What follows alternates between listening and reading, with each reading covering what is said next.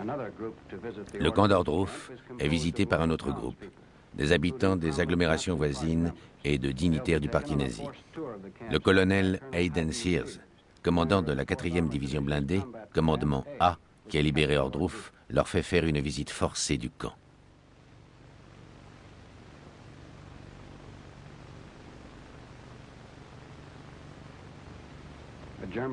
Le médecin-major allemand est obligé d'accompagner les habitants de la ville.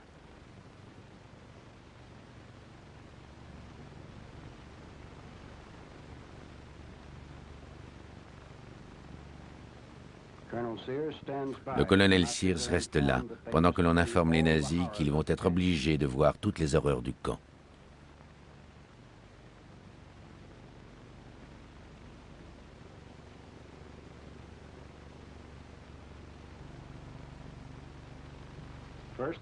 On commence par montrer aux visiteurs quelques 30 corps fraîchement tués, allongés dans la cour du camp où ils ont été fusillés la veille de l'arrivée de chars américains.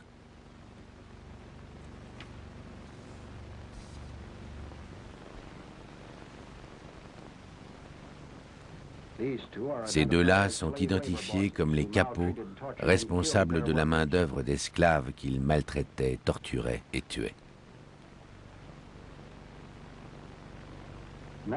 À côté, l'abri en bois où les nazis refusent d'entrer, mais le colonel Sears leur demande de se rapprocher et de regarder de plus près les sites les plus cruels.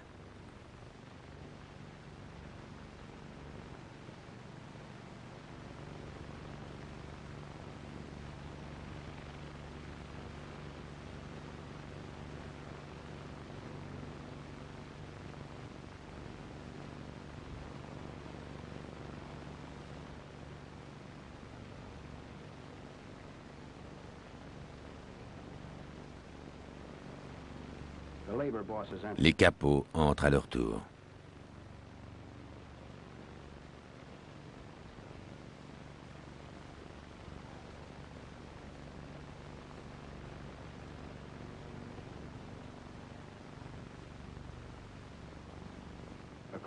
Selon les rapports, les nazis locaux ont continué leur visite du camp sans manifester d'émotion apparente.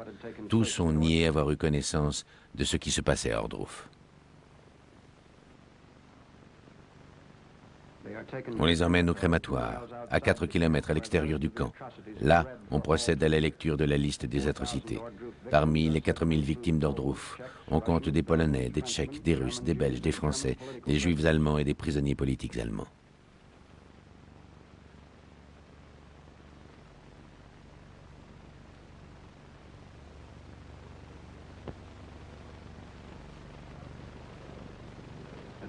Le jour précédant la visite du camp par ces nazis, on avait obligé le maire d'Ordruf à regarder ces horreurs. On le retrouva plus tard chez lui, mort avec sa femme, apparemment suicidé.